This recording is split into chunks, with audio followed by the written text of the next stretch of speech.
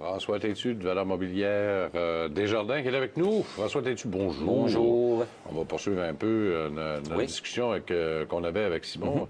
Et on va regarder un autre aspect également, la bulle immobilière peut-être qui est en train de s'installer en Chine. Et disons qu'il pose pas mal. Je regardais le nombre de prêts hypothécaires de mois en mois, ça n'arrête pas d'augmenter. Est-ce que les Chinois sont en train de répéter ce que les Américains ont fait avant 2008? Ben, en fait, puis il y a eu quelques articles là-dessus qui sont sortis dernièrement dans les revues économiques, que ce soit dans Forbes ou autre. Et puis, je dis bien, écoute, on va aller creuser un petit peu plus loin, voir si c'est la réalité des choses, parce qu'on faisait un comparable avec, par exemple, le dégonflement de la bulle immobilière qu'il y a eu au Japon, par exemple, parce qu'il y a souvent un parallèle qui est fait entre les deux, puis naturellement avec les États-Unis. Alors, c'est sûr que, bon, au niveau des valeurs des propriétés, c'est qu'auparavant, en Chine, c'est qu'il y avait beaucoup de, on pourrait dire, de spéculation ou des investissements qui étaient faits par des investisseurs pour flipper, en fait, les propriétés, que ce soit copropriété ou autre, villas, etc. Oui. Parce que c'était leur façon d'investir, parce qu'ils étaient limités dans les types d'investissements que les Chinois peuvent faire. C'est-à-dire, soit ils ont des genres de CPG gouvernementaux, d'investir à la bourse dans une catégorie d'actions, mais qu'on sait comment que les Chinois font leur comptabilité. On voit parfois des états financiers sortir puis qui ne correspondent pas à la réalité. Ils sont assez imaginatifs. Ils font de la comptabilité créative. Et puis, on a vu dernièrement avec Muddy Waters qui ont sorti aussi sur NQ, qui ont dit que c'était une fraude totale.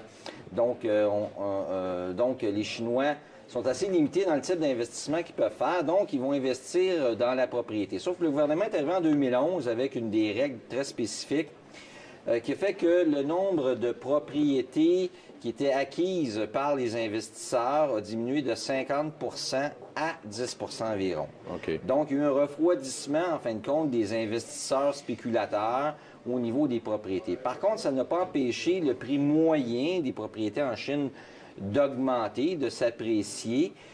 Mais c'est que dans les différentes provinces, les contracteurs, en fait, c'est qu'ils ont réorienté leur stratégie pour se diriger plus vers des propriétés qui étaient plutôt destinées au marché de masse. Alors, le marché de masse, en fait, là-bas, la dimension moyenne d'une propriété pour 3 personnes, c'est 350 pieds carrés. C'est pas beaucoup, là. Ben, c'est un peu comme les condos là, qui ont été construits à Montréal, qu'on a vu. Là, oui. Parce que, bon, on tire un petit tabouret, puis on le transforme en table. Là. Ouais. On avait vu ça. Oui. Donc, 350 pieds carrés versus aux États-Unis. Parce qu'aux États-Unis, vous avez des gens qui vivent dans des monster house autant que dans des roulottes. La moyenne aux États-Unis, c'est en bas de 900. Donc, on parle pratiquement du triple, du simple au triple, entre la Chine et les États-Unis. Passe une chambre à coucher à 2. Oui, mais juste des lits superposés ou des trucs semblables. Donc, moi, ce qui m'inquiète, c'est l'accès à la propriété tout le temps. On voit au Canada, là, on commence à avoir de la misère, on tire le diable par la queue là, pour être capable de s'acheter une propriété. D'ailleurs, vous avez préparé un beau graphique là, qui, moi, je le trouve hyper parfait. On voit le Canada, je vais le mettre en rouge parce que plus c'est élevé, plus c'est mauvais. Là. Alors, on le voit ici, le Canada, on voit les Chinois. Oui. Les Chinois sont en train de rattraper et la Grande-Bretagne et le Canada. Effectivement. Mais, par contre, il faut comprendre que vous avez une migration encore de population, l'urbanisation en Chine se poursuit, peut-être un rythme peut-être plus lent, mais qui quand même soutiennent les prix à moyen terme. Je ne peux pas dire à long terme qu'il n'arrivera pas un dégonflement de la bulle immobilière en Chine, mais si on regarde plus à court ou à moyen terme, il y a quand même du rattrapage au niveau là, de la Chine à faire. Par contre, qu'est-ce qui est quand même, si on regarde une mesure du prix des propriétés par rapport aux revenus moyens, qu'est-ce qui devient un petit peu inquiétant au Canada, puis là on parle de prix moyens à travers le Canada, c'est que les prix n'ont pas vraiment corrigé par rapport aux autres marchés mondiaux par rapport aux revenus moyens. Ça, c'est au Canada. Ça, c'est ça qui fait qu'on a de la difficulté, là. Effectivement. L'accessibilité à la propriété est plus difficile. Donc, même si, bon, actuellement, les élections municipales, on parle de donner accès, plus d'accès à Montréal pour les familles. On parle des subventions. Et probablement, là. On va prendre un peu d'aide.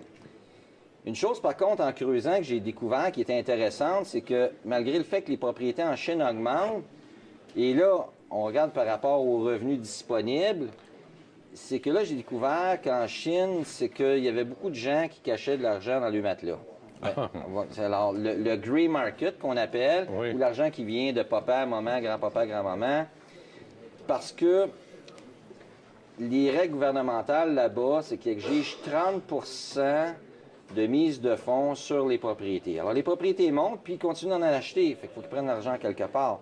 Alors, ils apprennent dans la famille, ou probablement que dans le 350 pieds carrés, ils mettent 10 lits superposés. Je ne sais pas comment est-ce qu'ils s'en sortent, là, mais... Non, mais ça démontre aussi une autre chose qui est peut-être aussi inquiétante, c'est le manque de confiance envers le système bancaire chinois. Oui. Ça, là, c'est pas mal plus inquiétant que le reste. Donc, vous avez un grey market qu'on appelle très, très important là-bas. Alors, le gouvernement a imposé quand même 30 de mise de fonds. Et lorsqu'il y a un dégonflement d'une bulle, c'est que vous avez des ratios d'endettement très élevés.